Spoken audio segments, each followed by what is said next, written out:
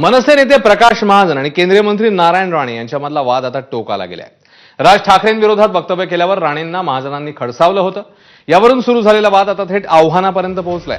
नारायण राणेंनी आपल्याला धमकी दिल्याचा आरोप प्रकाश महाजनांनी केला, तर नारायण राणे तुमच्या बंगल्यापर्यंत येतो, मारून दाखवा असं आव्हान प्रकाश महाजन यांनी दिलं। त्यावर नारायण राणेंनी प्रत्युत्तर दिलं।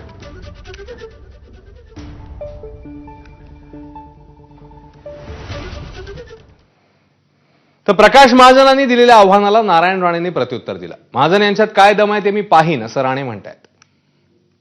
नारायण राणे साहेब, तुम्ही चुकीच्या बिळात हात घातलाय। मी प्रकाश महाजन आहे। येतो का?